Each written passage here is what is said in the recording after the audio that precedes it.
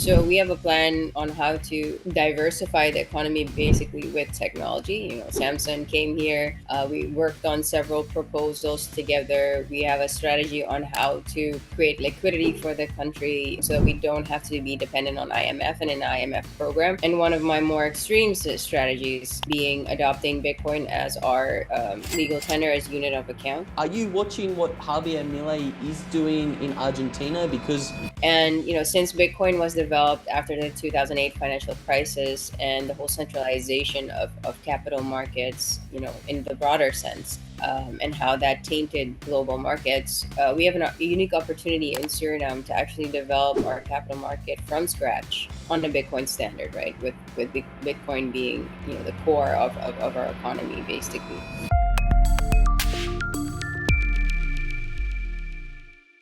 okay, so today I'm a little bit thrilled because I'm sitting down with the next potential president of Suriname. Maya, welcome to the podcast. Thank you for having me, Luke. It's an honor. Now, I've been trying to learn as much as I can about Suriname recently. The first time I ever heard about your country was when Samson Mow visited. Was it earlier in the year or last year did he visit? November last year, actually. November last year. And since then, I've kind of been looking into your country because it's a fascinating one. Everybody is talking about all of these countries in the Middle East getting interested in Bitcoin. There's rumors about Saudi Arabia, there's rumors about Qatar. And I was shocked to learn that your tiny little country with 500,000 people has more oil reserves than Qatar, a Middle Eastern giant. So maybe this could be a great place to start today's interview. Let's talk a little bit more about your country and how it's really blessed with all of this natural energy. So yeah, small country, 93% forested, small population. So the majority of the country is green, actually. And we've been blessed with a lot of natural resources. We have a significant gold industry. Sorry, that's my cat. We have a significant gold industry.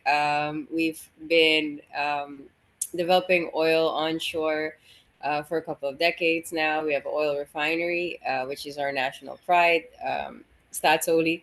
And we have, so they've been drilling offshore for also a bit longer than a decade now, and they've found significant amounts of oil. And one of the first wells, Total Energies, heading into exploitation. They're announcing FID at the end of this year. So their final investment decision, and they're already starting, on locally, basically with the development of the shore base. There have been significant investments because they need to start preparing for a fabrication yard. There's going to have to be development on the bottom of the ocean, so that requires some preparation. And then we expect first sales of oil in 2028. Um, so starting 2028, we expect about 2.8 billion in revenues for the country, or in royalties for the country. Um, and yeah, it is estimated that we have more oil than Qatar. So Suriname, along with Guyana, the Suriname Guyana basin is basically one of the largest in the world. So we'll be one of the global leaders, hopefully starting next year. That's amazing. We could get another global leader in, well, you guys are in South America. I was going to mention Central America with El Salvador. Maybe this could be a good place to discuss some of the things that you would like to change about the country regarding to Bitcoin if you were lucky enough to become the next leader of your country. Well, I think my odds are looking very well, to be honest. Like the two other political parties are pretty much in disarray, and also their leaders, have a track record of corruption. So we're the only party that is, you know, basically offering a candidate that has the vision, the skills, and the capacity to actually develop this country. And my plans don't just involve Bitcoin. Healthcare is important. Education is important here to tackle because our educate my cat. I'm so sorry, um, because our educational system is in disarray, and our healthcare is completely in disarray. Um, the hospitals don't have enough equipment. They're lacking basic equipment like needles, medicines, and it's mainly because of corruption. Mm. I have a very broad network here, being an entrepreneur in the country for over 21 years. Um, I recently, like yesterday, received information that there's, for example, hospitals in the Netherlands or in Belgium that want to donate supplies, and there were already deals in place to actually get those donations here. But then the director of the hospital had to, because of politics, block that donation Mm. because there's no 10% cut in there. So it's things like that, that just basically um, stifle the development and just our nation. And you know as a small country, we're very dependent on our natural resources. Our population is very undereducated. Only 4% go past high school, so that is a significantly low percentage of people that are educated past the third year of middle school. And it's been kept that way systemically by governments because an they want an uneducated electorate, basically, because then it's either easier for them to steal natural resources. um, and yeah, so we need to diversify the economy, and we need to upskill our people also to serve the offshore oil industry, because there is going to be a major need for skills and capacity to be able to serve that offshore oil industry and the boom that will happen similar to Guyana next door. So we have a plan on how to re-educate and to diversify the economy, basically with technology. Samson came here. We worked on several proposals together. We have a strategy on how to create liquidity for the country, so that we don't have to be dependent on IMF and an IMF program. There's been systemic debt creation in this country for purposes unknown, because that debt, for example, the Oppenheimer bond was issued while the rest of the world was doing negative yield. Most bonds were negative, and then we were we had 13% 13% interest rate on our bond. So that has increased in amount significantly. I think it's ballooned to above 800 million already. And now we're very dependent on the IMF, and it's all systemic. It's all government after government, systemic corruption, and basically pawning off our natural resources, um, in order to fund their own political agenda and their own pockets.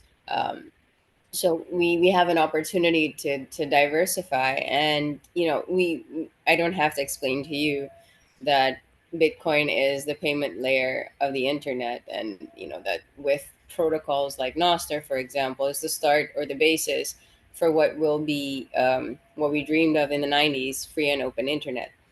So we want to be a global leader in that aspect.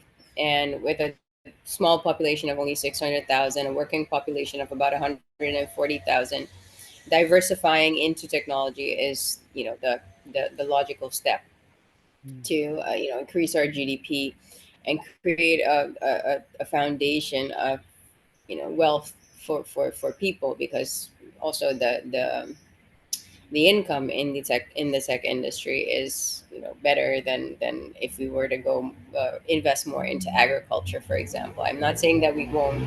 We'll support and invest into agriculture as much as we can and should, to be a provider for food regionally, because the islands, for example, do need some of our production capacity. So we have strategies, across the board, for our airport on how to make Suriname an interesting logistics hub.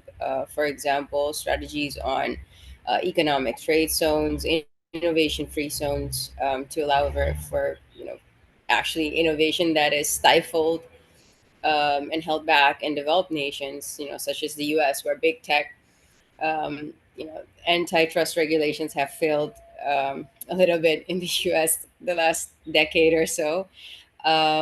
So we want to be an enabler for open source development, and have our sovereign wealth fund significantly invested into this diversification, so that we can empower open source protocols and open source development like Noster, like Bitcoin, and be a leader in the right way, right? Not have something like Ethereum be the front runner here with VC vaporware being built on top of it. We really want to focus on the right technology and diversify our economy.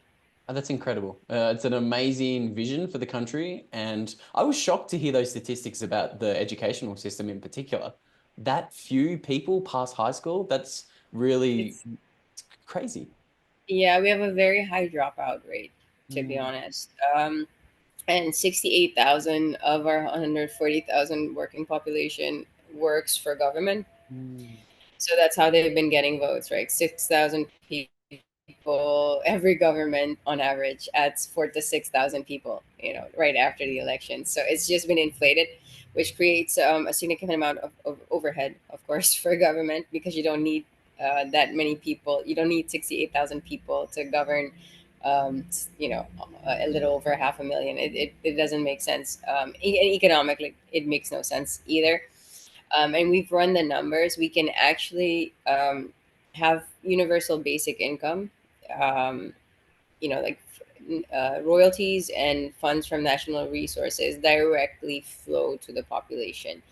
And we've discussed doing this with Liquid, so that it would be transparent, and basically have a Bitcoin based solution for distribution of those assets. We have no capital market. It's non-existent here. There's no investment infrastructure or investment climate here. Really, it's if you're a company, you need to go to the banks, and the banks don't have enough liquidity to fund most of the growth that companies here need, or that they will require for offshore oil as well. So we have a unique opportunity to develop our capital market as well. And since Bitcoin was developed after the 2008 financial crisis and the whole centralization of capital markets, in the broader sense, and how that tainted global markets, we have a unique opportunity in Suriname to actually develop our capital market from scratch on a Bitcoin standard, right? With Bitcoin being, yeah, the core of our economy, basically.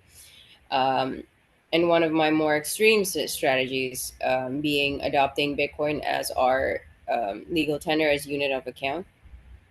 So not a dual economy with US, and adopting Bitcoin as an option, but actually having salaries be paid in Bitcoin, having the prices in the supermarket in Sats. We're mainly an import economy. We import a lot of our products because with a small population, it doesn't make sense to produce or manufacture products here, or most of the products you use, you cannot manufacture here. It's not economically feasible. So it makes sense for us to have, instead of an inflationary currency that inflates 50-60% annually, or 18% annually, in last year. And that was it's just a political stunt, really, to get the exchange rate down. But have a currency that is not tied to a specific economy or a specific country, but just be decentralized and based on math. mm. It's an incredible vision. If you guys are the first country to implement a policy like that, I think that's going to catch the attention of a lot of people. Speaking about catching attention, that statistic you mentioned about the number of government employees in your country absolutely shocked me. I think, like off the top of my head, Argentina is one of the only countries that has a higher percentage of government employees than you guys. So are you watching what Javier Milei is doing in Argentina? Because you look to have kind of similar economies in regards to what percentage government employees make up the total workforce? Yeah, actually, reducing government is one of our strategies as well. There are a lot of government state-owned companies too that run very inefficiently, that are basically just um, massively in debt, and that is also thanks to government. So they're under our regime, under our government, there will be a lot of privatization of these companies. We will be privatizing all state-owned companies, and also making government more efficient. So we have a strategy on how to, one, downsize the size of the labor force in our government, industries where we want to transition these people into, and basically, I you wanna have as the least amount of government involvement and government overreach, right, into the private sector primarily, and then just create a more open and free market. And there are enough examples internationally of where that has successfully been done. um, and there are enough examples out there of how you can how you can implement, you know uh, government being more of a facilitator and not as much of an, yeah, how do you say this, for government to give more permission or have too much control in certain aspects of the economy. Like, for example, healthcare. The U.S. is a very bad example of or a good example of what can go wrong in the healthcare sector. But I believe that if you do privatize, but you do create the right foundation, right, for a hospital, for example, to run better for its people, for its customers, for its people, than what is currently happening right now, right? Because right now it's just a mess, and it's a mess because it's too much government involvement. Similarly, the utility companies, our electricity company, the water company. Um, there's no reason why those should not, serve the consumer good, instead of right now just being an extension of government, that is almost levying an extra tax on its people.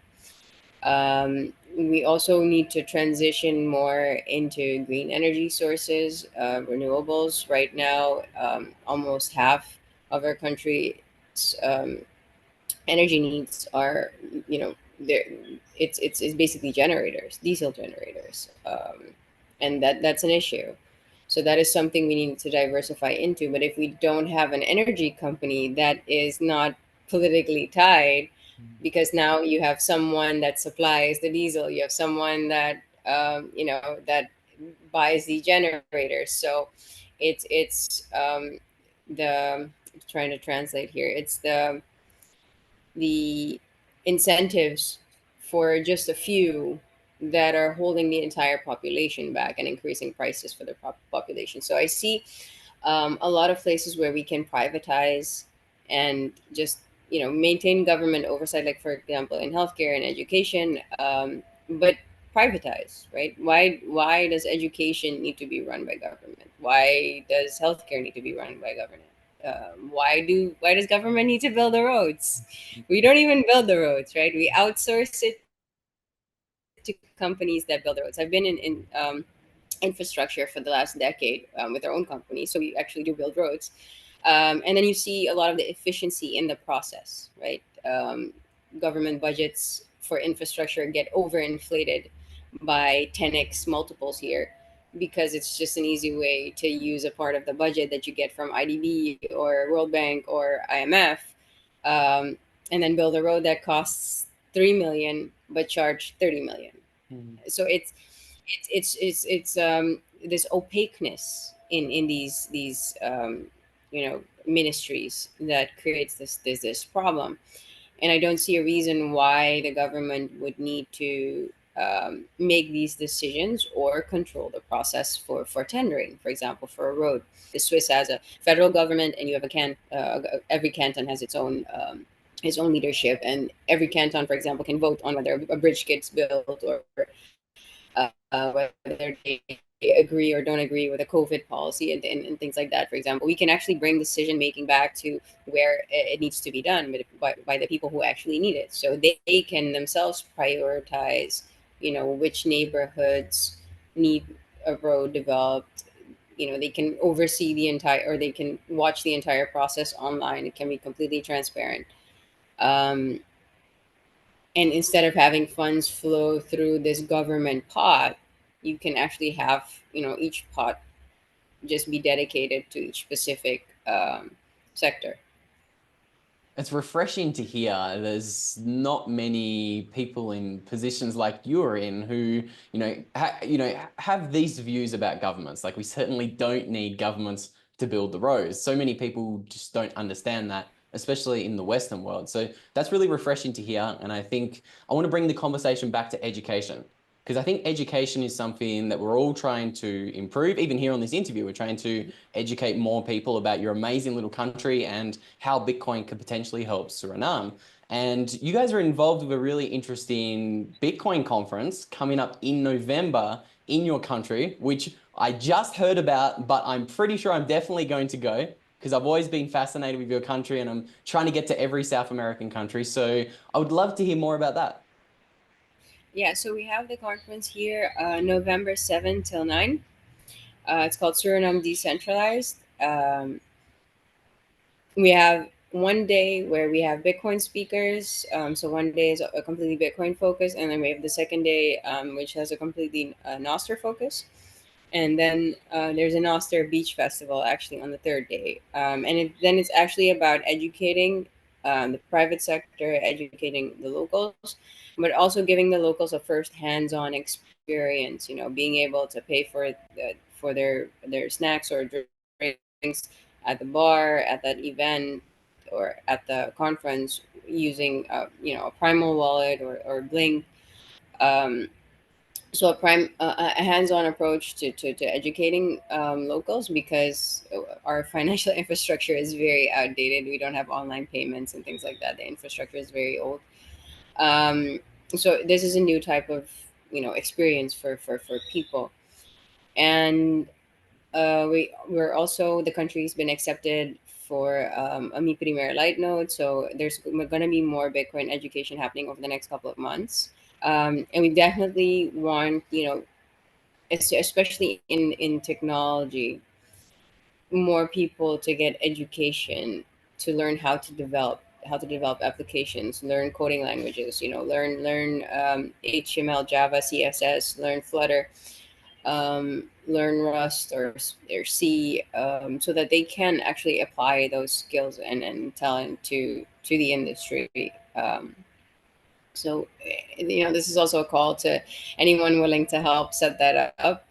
We need some help on the ground here as well. I'm sure there'll be a lot of people reaching out after the interview wanting to help, and I'll probably be one of them, because I'd love to get down there and see your country and see an amazing Bitcoin conference. I really like the idea of having Noster showcase in the country. That's really nice. It's really cool. Now, speaking about the need to have hands-on education, like, I think if the people in Suriname see Bitcoin being transacted over the Lightning Network, like, instantly with zero fees, that's always a really big eye-opening moment. And like, I've been to El Salvador 5 times. Every single time I go there, I will only tip people in Satoshis, in Bitcoin, and watching people's eyes light up when they see that Bitcoin transaction go through. It's like a little bit of an orange pilling moment. It's a really interesting moment. So I think that's a great idea, to try to get more of these transactions happening in your country. But I was listening to an interview you did with Mike Peterson from Bitcoin Beach this morning. It looked as if you were in El Salvador. You're in the studio. I know the studio, so I know you were there. I would love to know about your time in El Salvador. How does it compare to Suriname? And yeah, what did you find there in the country? Now, I wanted to quickly interrupt today's interview to give a massive shout out to our lead sponsor, Rhino Bitcoin. Rhino is a Bitcoin banking solution that combines traditional financial services with the power of Bitcoin. Created by Bitcoiners for Bitcoiners, Rhino offers a range of different services. You can buy Bitcoin, you can sell Bitcoin, you can withdraw straight to cold storage, and you can even pay other people using the Bitcoin Lightning Network. You can also purchase gift cards with sats at the click of a button, and you can even connect a multi-signature setup to Casa, all by using the Rhino application. Additionally, you can even send cash globally to your family and friends using Rhino, and soon you'll be able to pay bills, borrow money against your Bitcoin, and even save Bitcoin for your retirement, all in the one seamless application. You guys can visit rhinobitcoin.com to download Rhino today and experience the future of Bitcoin banking. Well, I actually went to El Salvador for the first time after Bukele made Bitcoin legal tender because I'd been lobbying for that in the Bitcoin industry for like, I think since 2016, 2017 already.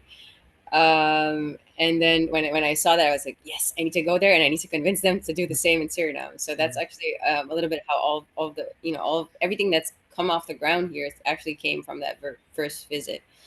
And then I went back in April this year for the Halving Party conference on conference. Um, and it's crazy to see the transition. There's a lot of development that's happening around El Zonte and around Bitcoin Beach. You can see the change in people. You can see the visual changes of or visible changes just in the city. But you can one of the most, I think, things that were just obvious was people have more hope. So you can immediately tell that people are a lot happier, that they have more hope for a better future, that they're very proud.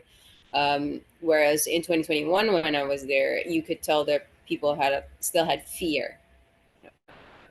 There was there's still a lot of fear going around, a lot of warning. Don't go walking by yourself. Don't do this. Don't do that. Be careful. Only go directly from your hotel to the conference. And you could tell that the locals had a sense of fear.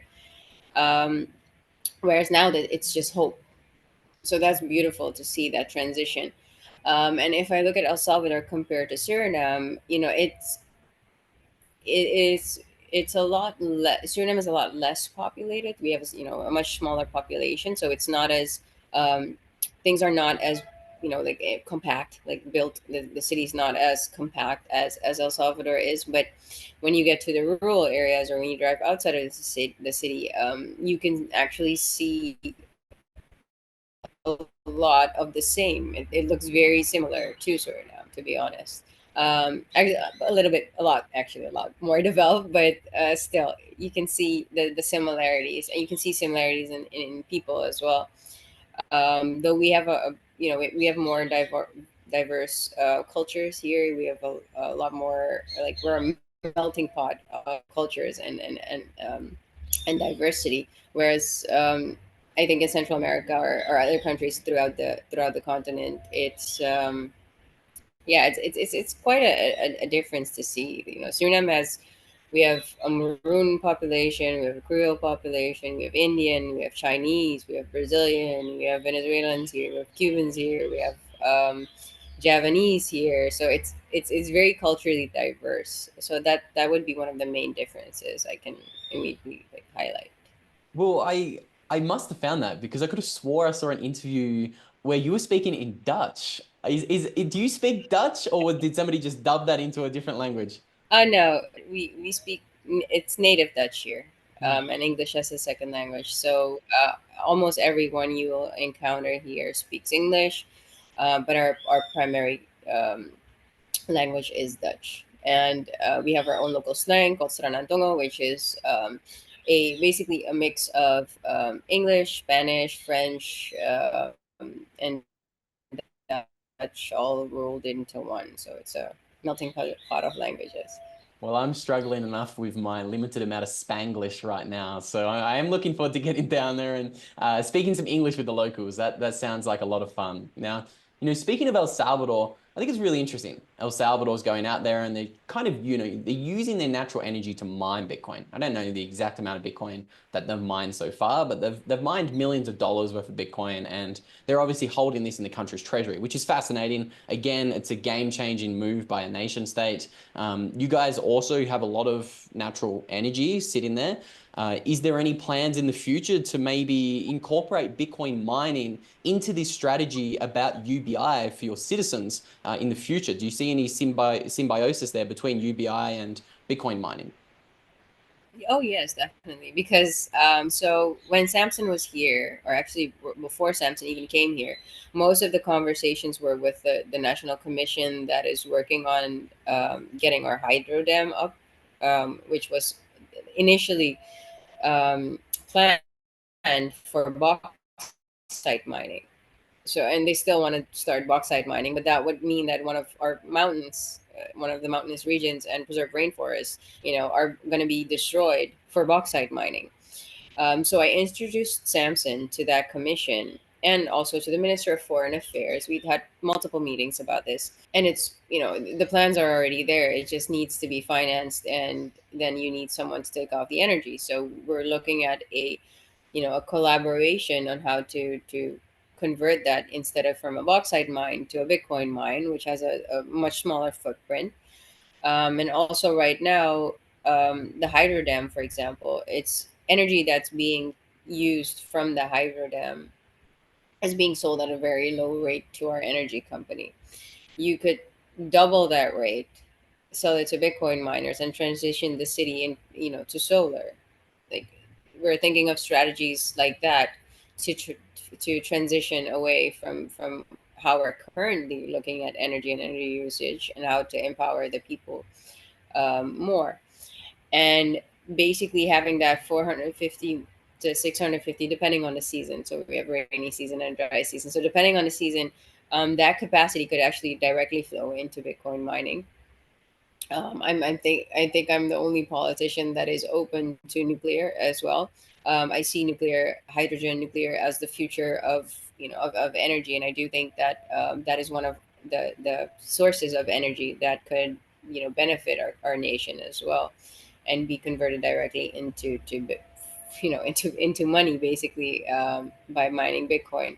So yes, I do see that as a part of the strategy to diversify away from fossil fuels, and how to transition into renewables. And I see Bitcoin as the way to fund a lot of our energy demand and development in our country as well. So yeah, definitely looking into doing a sovereign bond, um, sovereign a Bitcoin bond similar to El Salvador, and developing those sources of energy um, for the people. And the beauty of it is it can actually directly flow to the people, right? So you have actual energy, natural resources, all directly flowing into the wallets of these people. Um, so yeah, definitely big part of our strategy here. It's a really interesting strategy. It really is. I honestly, I mean this when I say this. I'm very excited to see where your country goes over the next couple of years, and I really hope that you're a big part of Suriname's future. So, we're approaching the top of the hour. I want to give you the chance. Is there anything you think we haven't talked about today, or is there any final message you'd like to leave the listeners and viewers with to conclude our interview? Well, I think, this was just a dream a couple of years ago, and being able to actually roll this out seemed unimaginable a couple of years ago, but now we're actually here. And yeah, thanks again to Samson for pushing me towards, running. It's been going very well. Our odds of winning are actually very very high. I guess around 80 to 90%, but all dependent on funding. So we're fundraising locally right now, but we do need to raise, at least more than, or around 3 million to have that actual shot at winning the elections. So if you want to donate to the campaign, reach out. If you don't want to donate directly to the campaign, donate to Bitcoin adoption here, because that helps as well. Like it's funny, but it has a flywheel effect. Like Bitcoin adoption here actually makes the people their lives better and has a positive impact on them. So it helps the campaign as well. So donate to Bitcoin Suriname, and I want to do a shout out to Nova Stars Academy, which is a soccer academy, also on a Bitcoin standard. They're on Geyser. They've been doing great work. They have over 800 kids, 800 families that are currently learning about Bitcoin, and they've launched a Fedi Federation. So they're moving completely onto Bitcoin. So that's a great project to support as well. It gets kids off the street and off the streets, and it teaches them skills that they would you know without Nova Stars would have never had. So any of those would be great to support. That's incredible. I'm sure the people would love to support everything you guys are doing over there in Suriname. And I'm sure they're going to want to come and check out this conference in November. So I'm sure everybody's going to be hearing more about the conference in November. And with all that said, Maya, thank you so much for your time. I'm really, really excited to see what you do over the coming, is it 9 or 10 months until the election happens? So if you guys enjoyed that interview with the next potential president of Suriname, I have some good news for you guys. So I am going to be speaking at the first Bitcoin conference in Suriname. It's called Suriname Decentralized. If you guys want to come along, I can offer you guys a 10% discount on your tickets using a promo code BTC News. And with that promo code, you're going to get 10% off your tickets, and you're going to come check out one of the most interesting countries in South America, and you're going to even get the chance to listen to my dodgy Australian accent in person. So I really hope you guys can make it down to Suriname. If you enjoyed that interview, you might also enjoy our recent interview with the one and the only Peruvian bull. I'm going to pop a link to that video right up about there. And with all that said, guys, I will see you guys in the next video.